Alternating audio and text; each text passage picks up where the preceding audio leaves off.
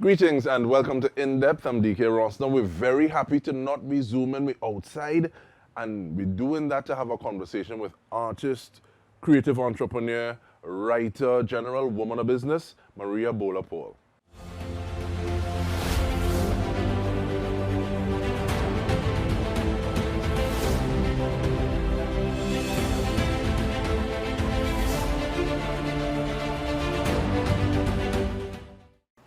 Maria, thank you very much for making the time. Nice to be in this space.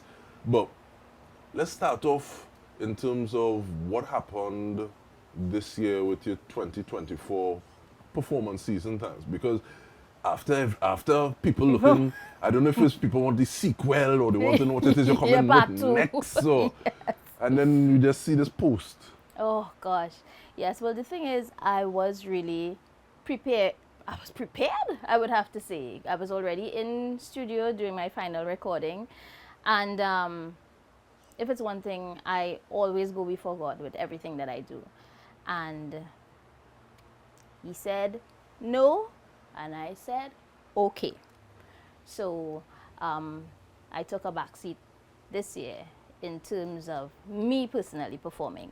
I did, however, extend myself to assist others in their quest for the crown, and I was really, really happy with the results. And I'm glad you talk about that as well, because it feels as though even though we didn't see you necessarily on stage, we were hearing because everybody was crediting you, and it seems as though you were able to spread your influence a little more. So even before talking about that influence, let us just talk about the writing. So Right. Naomi Sinnott. Yes, Naomi, National Calypso Queen 2024, so proud. It's Naomi Sinnott, Stacey Sobers, Anastasia Richardson, and Nakasa Thatcher Roberts. And some of these songs are some of these songs that people were real talking about, even outside of Respect the Tribe that was in the finals. Yes. Sorrow, Borrow, Praise. Yes. And it's almost as though we have people testifying, want to pass wrong play. Yes. Because yes, they do me that too. Yes. And the last verse in terms of the encore verse. Oh, yes. Then there is the Rude Girl. And Rude Girls specifically, in addition to them advisors, to me, kind of speaks to the power of Calypso in general. So there may be something and a hard and fast opinion that people have.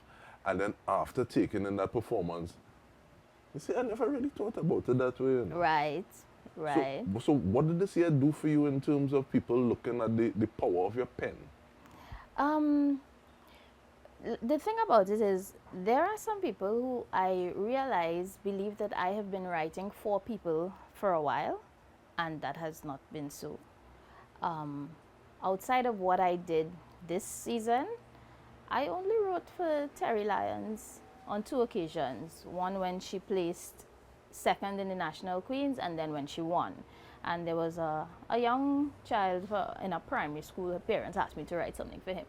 And that was it. But I don't know why people think that I have been writing for people for a long time. I have not. And it felt so good this season to just take it in from a different perspective.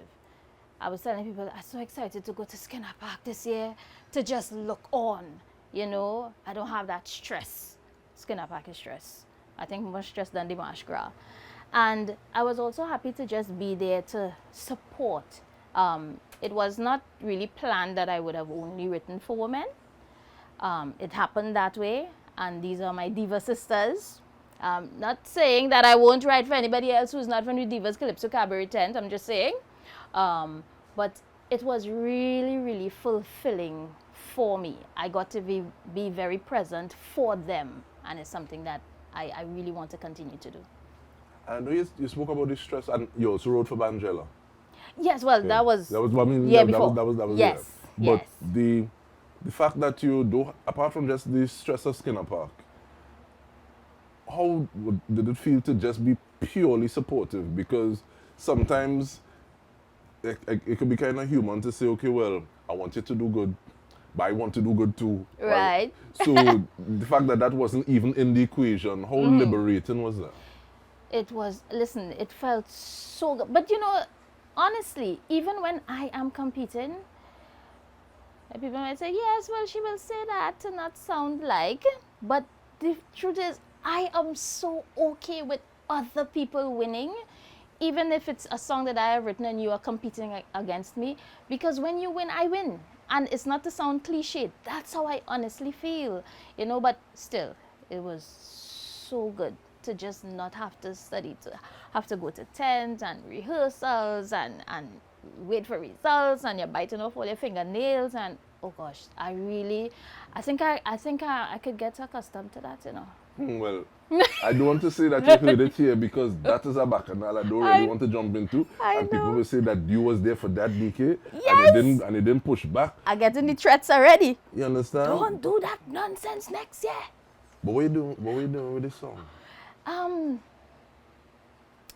That is to come. Hey. But The good, sorry, not to cut you. Yeah, The man, good talk. thing about it is it's not a song that, you know, you say, well, you know, if you don't sing it this year, I think I really make it. Thank God it's not that. Okay. So But even looking at influence, Carnival 2024. I mean, you're repping your brand right about now, Bhol Designs. But I want to start speaking about it now and possibly go into the next half of the conversation. okay. What is Bhol Designs about, and what were some of the, I guess, strides, the steps that you took during the 2024 Carnival season? Okay, so Bhol Designs was birthed in COVID.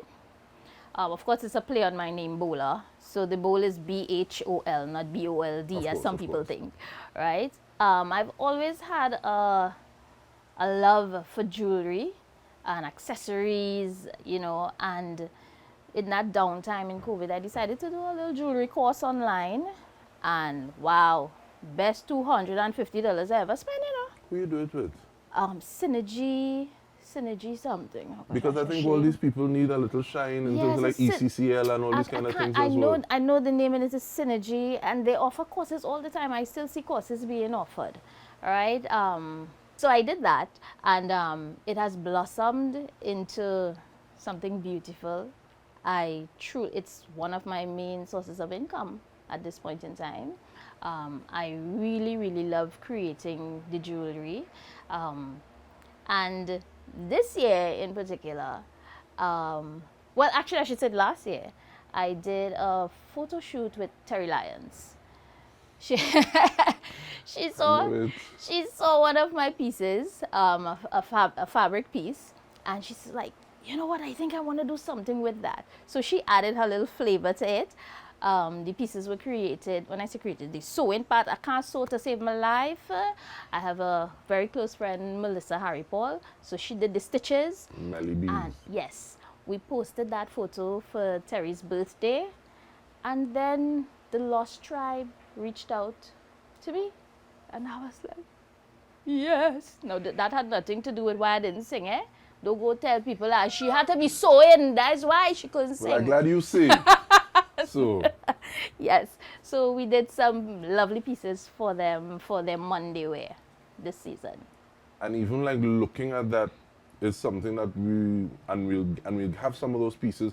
But what it just in terms of like feedback and seeing people on the road and be it videos and it was like, it's God had me do that, you know. Yes, And Melissa. And Melissa, absolutely. And Terry got me. So if anybody else had modeled the thing, I don't know, they would have even noticed it, you know. So yes, I was so happy, like proud. And I was like, this is me with my $250 jewelry course. Yes, it was really, really, really rewarding. And on that idea of that gratification for that course and stuff, we take a short break. We're coming back. We're speaking with Maria Bhola-Paul. Stay with us. We return with plenty more.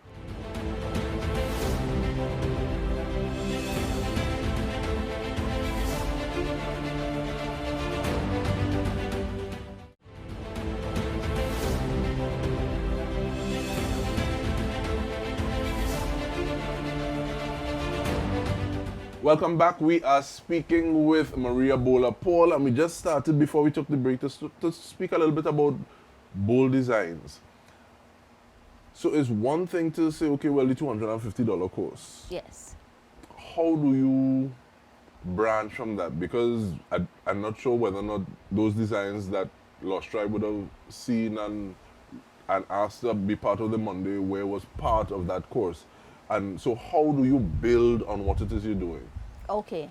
Well, the course really offered the very, very basics, how to bend a hook, that kind of thing. We didn't really do like designing, right? It was just the basics in jewelry. This is what you need as a base, etc., etc. So a lot, most of what I have done has been really through the University of YouTube. I love experimenting, trying new things. I'm not afraid to fail. So I try something, work, okay, it cost me some paint and some raw materials, that's all right. So it's really through, when I think of something, I type it in and try to see, okay, all right, so that's how they did that, okay, how can I do it differently? You know, so it's really online. I've just been consistently learning online. And with that though, is how important is it to have a circle around you that you could bounce stuff off of and you feel, okay, well, they'll give you the honest view as opposed to, nah, that'll look good.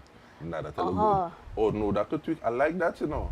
No, I really like that. So in terms of like bouncing ideas off of while you're building on that foundation and leveraging the creativity of your mind and just looking and seeing what other people doing. Yeah, well, I do that definitely from time to time. I have a few girlfriends who are my fashionista friends, and I'll be like, waiting about this girl, and I say, yeah, but maybe so. So I do get some advice and that kind of thing. I would like to, you know, say that I do believe I have a great sense of style myself. I don't really ask my husband because everything, yeah, that look good. Yeah, that look good too. Yeah, well, he biased, as he should be. Yeah. That is the work. Yes. Yeah, that's the work. You would know. Mm-hmm. But also looking at that level of creativity and not being afraid to fail. And sometimes there's a term that I use and I heard from somebody called failing forward. So in terms of like you learn and you have lessons to say, okay, well, I could do it this way. Yes. So we call that a lesson and go forward. Yes, I say that, you know, you never lose, you learn. And talking about lose and learn, talk to me about this piece because I know there's sip and paint, but this looks like it's a different level of lighting. Yeah, I feel that way. This is a piece that I did, again, COVID brought out some of the very best in me, I must say. Yeah, so I was just dabbling with some paint again, looking at YouTube. I was like, I think probably could be an artist, you know, let me try a thing. And yes, this is a combination of pouring and dabbing and dabbling. I have no idea if there's a proper term for it, but this is what it is. No, because I'm seeing trees, I'm seeing water. You're seeing trees and water? From different angles. I think I'm seeing seeing people. I'm seeing the world. Oh, you've seen a lot. I need... Okay. If only I had lens, eh? Yes, but I'm glad that this is not a piece that I have released or anything. This is a first. TTT, you saw it first. Yes. So this is something that I want to put forward in a little bit. And even looking like that, taking people through, because we've spoken about Bhol Designs, but sip and painting is also something that you do. Yes. So was that something that came out of COVID? Was it there before? It was there just prior to COVID. I would say maybe 2 years. My friends gifted me a sip and paint party, something for my birthday, and I was there like, I could make a little business module out of this entertainment here. And I came home, pen to paper, in 1 month I established Paint Spa. And I have really been having fun with it. We do sip and paint and we do sip and create, which is where you don't necessarily have to use paint. So we did some sessions where we did some nice handbags and that kind of thing. Yeah, so it's not just about the painting. I know we have a lot of pop-ups with sip and paint, but I really love the sip and create aspect of it. And how important is it to have those spaces? Because I keep on talking about third spaces now. Is a thing that kind of just in my mind. So it's a space that is, and that space could be the same space, but just doing something different. Right. But outside of home, outside of work or school. Right. That you're able to have this level of community. Yes, and that's something I really appreciate. The thing about it is we offer, you can come to our space here in Trin City if it's a small group, but we like to tell people, hey, we can come to you, you know, you can be comfortable in your own space. That means we get to go out tonight, you know. So yeah, so we go to people's homes, or sometimes they would rent a venue, and we just go and we set up and we do everything for you. You just come to have a good time. What kind of levels we talking about? Because I know sometimes people have floor levels, there's a minimum of this, or there's a maximum of this. What kind of numbers? Right. So if it's going to take place in Trin City, we would usually say a group of about 6 to 12 people. Sometimes we could accommodate 15, you know. In terms of going out, it's really up to you. We cater. Well, minimum in terms of going out would be like 10 persons. Yeah. We'd say at least a group of 10, and we could facilitate you. And do you always, do people have input, or we want to paint something kind of like this? Or just like, I have colors for this, so this is what we're going to do today? You know, I hardly get that. And I thought that it would be something that I would have to battle with. But most people are just like, okay, so just tell us the time, and they're just excited. Very few people you would find asking, so are you going to send us an option? Most people are like, just come and let's have fun. So I love that. Talking to yourself, where you are now and how it is you see yourself, the plans that you have going forward, what would you have told yourself about 10 years ago? Well, the thing about it is I have always dreamt big, you know, and it's interesting that you would ask me that question, because this year, 2024, during that break from Calypso, you know, I did a lot of thinking and that kind of thing as to, okay, what we're going to be doing for this year. You didn't do Calypso yourself, but so what's in it for you this year, for you? Keep your eyes on October. That's all I would say for now. Well, I guess that knock next plans out of the work. But just in terms of like, because we've spoken about a lot of things, in a minute that we have, contact information, pages, so that people can see, okay, well, she has this, she has this, she has these areas. Because I see from Minister, I think Simidi Trini, Yes. and a lot of people wearing Bhol Designs, Of course, stepping out boldly. Bonnet Bigfoot, and yes. So yes, how do people find and see so that they could access? Right. So I am on Facebook and Instagram as Maria Bhola. In terms of the business names, Bhol Designs, that's BHOL Designs, right? Bhol Designs on Facebook and Instagram, same name. And Paint Spa, it's Paint Spa on Instagram and Facebook. We like to keep it simple. And we want to thank you for, one, keeping it simple, but at the same time doing it real nice. And we want to thank you for tuning in. This has been In Depth with me, Dike Rossa. We've been speaking with Maria Bhola-Paul. Thank you so much for joining us.